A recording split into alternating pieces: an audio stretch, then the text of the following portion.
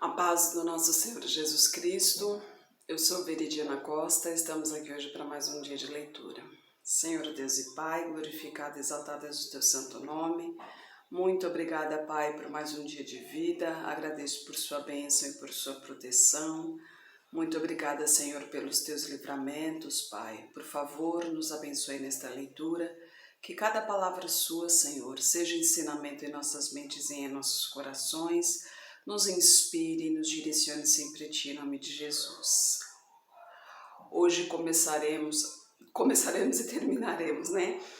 A Epístola Universal do Apóstolo Judas, ele tem apenas um capítulo e logo após será Apocalipse. Apocalipse já é um pouco maior e um pouco mais, como vamos dizer assim, ele é um pouco mais elaborado, né? A gente tem que prestar muita atenção porque Apocalipse, ele é o último livro, né? É o livro que antecede a vinda de Cristo, né? A segunda vinda de Cristo. Então, vou ler somente Judas hoje para Apocalipse ficar separado. Introdução e saudação no capítulo 1. Judas, servo de Jesus Cristo e irmão de Tiago, aos chamados, santificados em Deus Pai e conservados por Jesus Cristo. A misericórdia, paz e caridade vos sejam multiplicadas. A partir do versículo 3, ele fala sobre os falsos mestres. Amados, procurando eu escrever-vos com toda diligência acerca da salvação comum, tive por necessidade escrever-vos e exortar-vos a batalhar pela fé que uma vez foi dada aos santos, porque se introduziram alguns que já antes estavam escritos para este mesmo juízo, homens ímpios que convertem em dissolução a graça de Deus e negam a Deus, único dominador e Senhor nosso Jesus Cristo. Mas quero lembrar-vos, como a quem já uma vez soube isto, que havendo o Senhor salvo um povo, tirando-o da terra do Egito, destruiu depois os que não creram. E aos anjos que não guardaram o seu principado, mas deixaram a sua própria habitação, reservou na escuridão e em prisões eternas até ao juízo daquele grande dia. Assim como Sodoma e Gomorra e as cidades circunvizinhas, que havendo-se entregue à fornicação como aqueles, e ido após outra carne, foram postas, por exemplo, sofrendo a pena do fogo eterno. Não obstante, também estes, semelhantemente adormecidos, contaminam a sua carne e rejeitam a dominação e blasfemam das potestades, mas o arcanjo Miguel, quando contendia com o diabo e disputava a respeito do corpo de Moisés, não ousou pronunciar juízo de maldição contra ele, mas disse: o Senhor te repreenda. Estes, porém, dizem mal do que não sabem, e naquilo que naturalmente conhecem, como animais irracionais, se corrompem. Ai deles, porque entraram pelo caminho de Caim e foram levados pelo engano do galardão de Balaão e pereceram na contradição de Coré. Estes são manchas em vossas festas de caridade, banqueteando-se convosco e apacentando-se a si mesmos sem temor. São nuvens sem água, levadas pelos ventos de uma parte para outra. São como árvores murchas, infrutíferas, 2 vezes mortas, desarraigadas, ondas impetuosas do mar, que escumam as suas mesmas abominações, estrelas errantes, para os quais está eternamente reservada a negrura das trevas. E destes profetizou também Enoque, o 7º depois de Adão, dizendo: eis que é vindo o Senhor com milhares de seus santos, para fazer juízo com todos e condenar dentre eles todos os ímpios, por todas as suas obras de impiedade, que impiedade cometeram, e por todas as duras palavras que ímpios pecadores disseram contra ele. Estes são murmuradores, queixosos da sua sorte, andando segundo as suas concupiscências, e cuja boca diz coisas muito arrogantes, admirando as pessoas por causa do interesse. Mas vós, amados, lembrai-vos das palavras que vos foram preditas pelos apóstolos de nosso Senhor Jesus Cristo, os quais vos diziam que nos últimos tempos haveria escarnecedores que andariam segundo as suas ímpias concupiscências. Estes são os que causam divisões, os sensuais, que não têm o Espírito. Mas vós, amados, edificando-vos a vós mesmos sobre a vossa santíssima fé, orando no Espírito Santo, conservai-vos a vós mesmos no amor de Deus, esperando a misericórdia de nosso Senhor Jesus Cristo para a vida eterna. E apiedai-vos de alguns, usando de discernimento, e salvai alguns com temor, arrebatando-os do fogo, e de outros tenhais misericórdia com temor, odiando até a túnica manchada da carne. Ora, aquele que é poderoso para vos guardar de tropeçar e apresentar-vos irrepreensíveis com alegria perante a sua glória, ao único Deus sábio, Salvador nosso, seja glória e majestade, domínio e poder, agora e para todos sempre. Amém. Aqui Judas ele está falando claramente sobre os falsos profetas, né, os falsos pastores que se utilizam da palavra do nome do Senhor em vão, né? Que inclusive é um dos mandamentos, né? Não usar o nome do Senhor em vão. Infelizmente, hoje em dia, o nome de Deus se tornou um comércio, né? Aliás, não é de hoje em dia não, lembra que Jesus na sinagoga, ele chegou lá e derrubou tudo dizendo, né?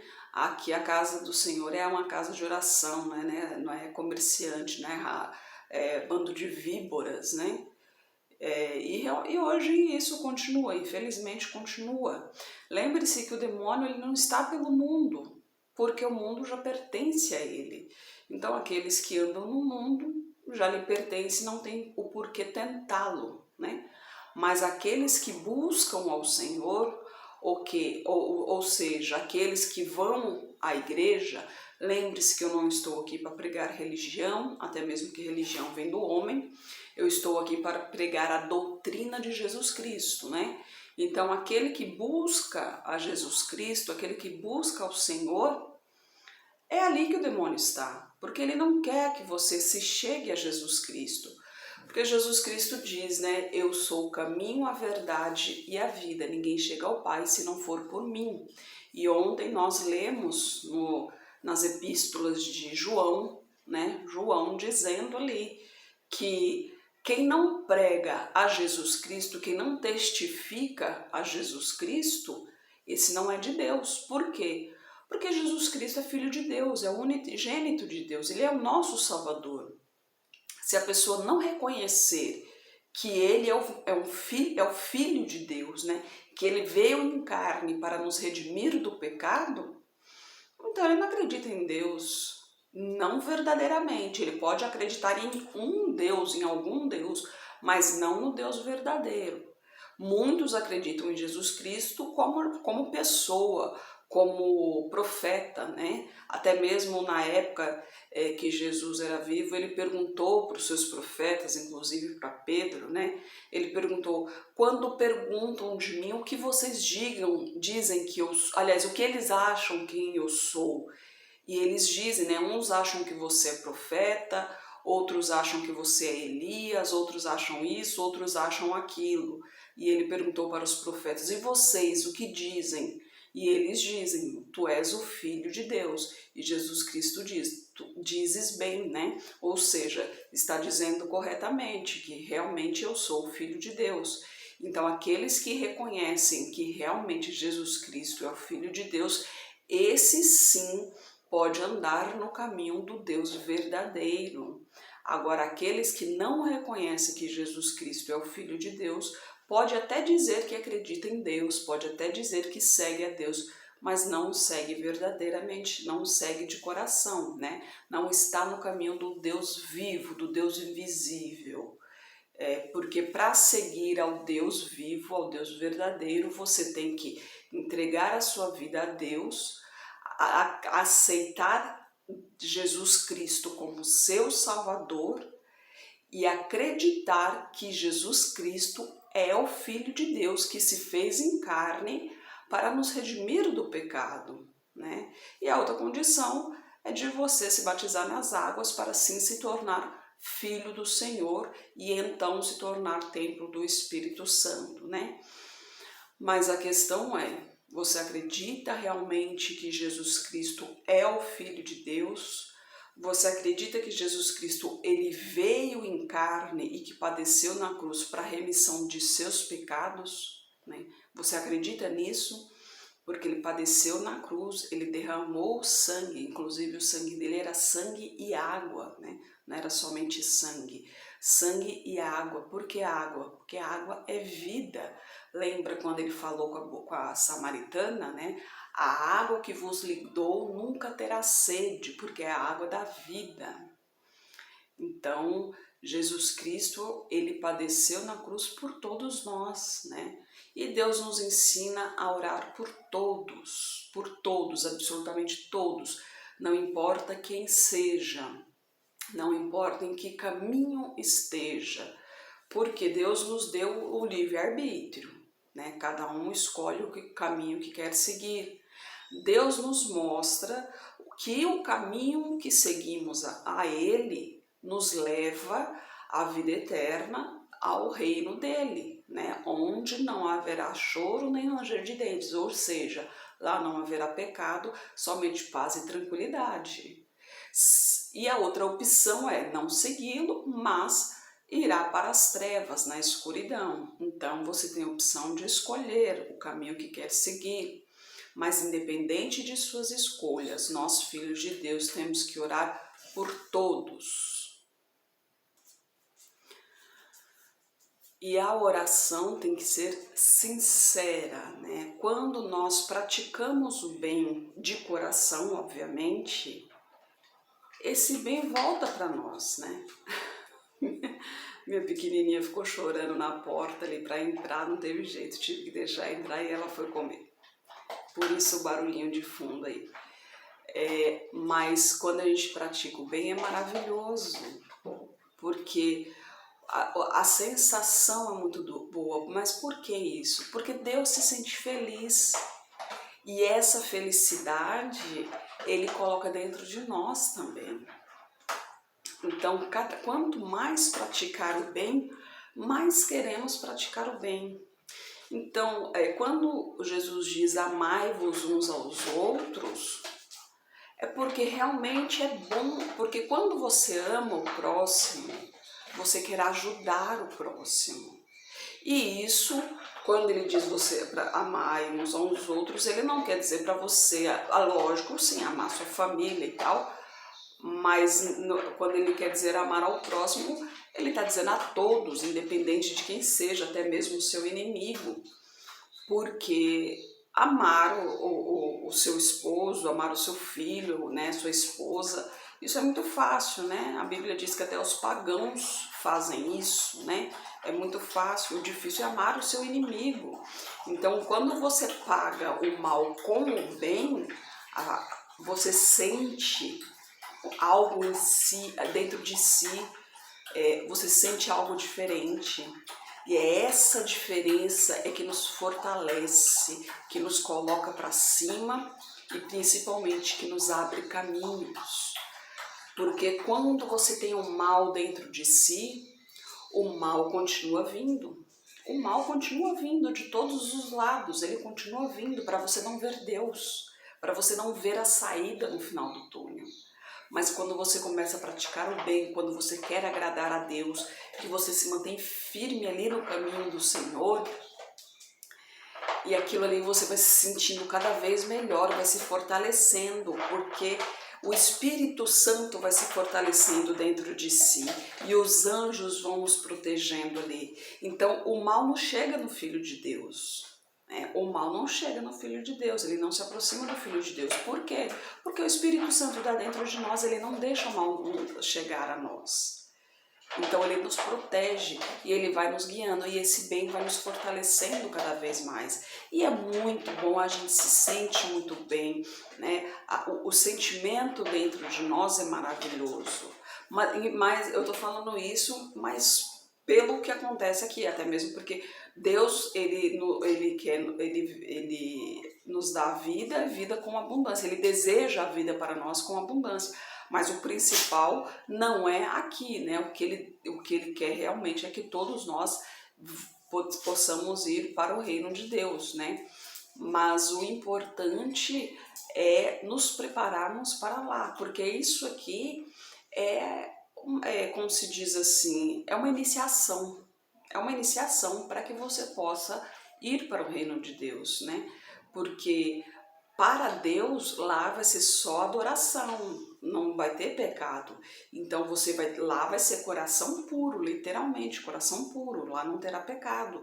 Então aqui na terra o seu coração ele tem que ser bondoso. Ele tem que ser bondoso, ele não pode ter pecado, entre aspas, porque nós somos nascidos do pecado.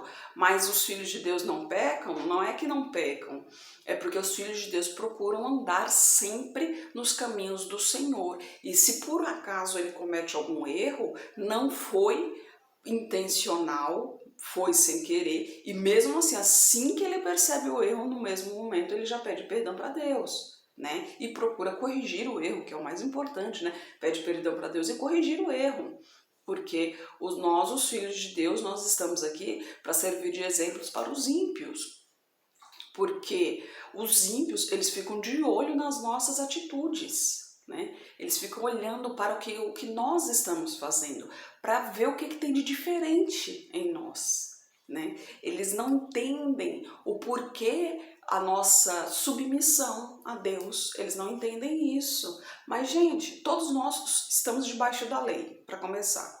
Você também está debaixo da lei. Você tem que seguir as leis dos homens, por exemplo.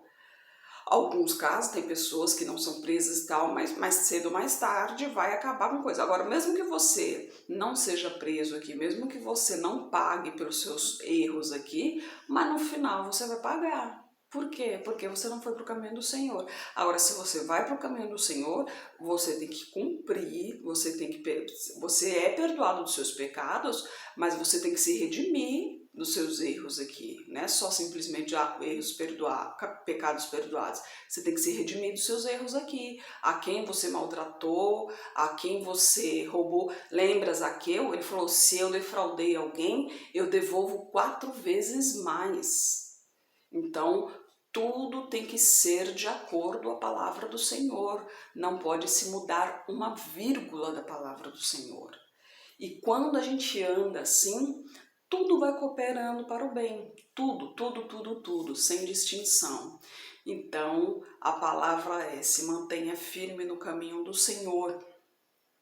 Porque aqueles que andam no caminho do Senhor sofre tribulações como qualquer outro, né? Passa por dificuldades como pode qualquer um passar. A diferença é que nós temos a vitória garantida, nós sabemos qual será o nosso final, né? A gente sabe que no final venceremos, porque aqueles que andam com Deus já são mais do que vencedores. Senhor Deus e Pai, glorificado, exaltado és o teu santo nome. Muito obrigada, Pai, por tuas palavras, por tuas mensagens, Senhor. Eu peço em especial nesse momento, Pai, que o teu Espírito Santo, Senhor, Rode por este país, Pai. Tem muitos lugares aí, Senhor, que estão acontecendo coisas terríveis, Pai, onde o demônio está solto aí, maltratando pessoas, Senhor, provocando intrigas, Pai. Que o teu santo, Pai, que o teu Santo Espírito derrama a tua unção, Pai, derrama a tua serenidade, quebrantando esse mal, expulsando esses demônios imundos que está provocando essas brigas, essas provocações, Pai, em nome de Jesus, Senhor. Esteja com essa pessoa que está orando comigo, Pai, manifeste o teu poder da vida dela, Senhor. Não sei o que lhe aflige, mas o Senhor sabe, Pai. Toque nela onde ela mais precisa, Senhor. Peço a Ti por toda a minha parentela, por toda a parentela de meu esposo. Derrama a Tua unção sobre cada um deles, manifeste o Teu poder na vida de cada um e traga todos para o Seu caminho, Pai. Peço a Ti pelos nossos governantes, pelas nossas autoridades, que os Teus anjos estejam guiando cada um deles de acordo à Tua vontade, Pai. Peço a Ti pelos Teus filhos, Senhor. Por favor, nos capacite cada vez mais para proclamarmos o Teu Evangelho, Pai. É o que eu oro em nome de Jesus. Amém. Que Jesus Cristo esteja em seu coração e que Deus abençoe.